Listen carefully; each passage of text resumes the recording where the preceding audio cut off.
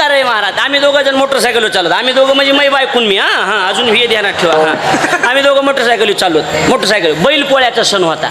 बैलच सजविलेले आमच्या बायकून बघितले. मला म्हणते काय आज? मी आज पोळा.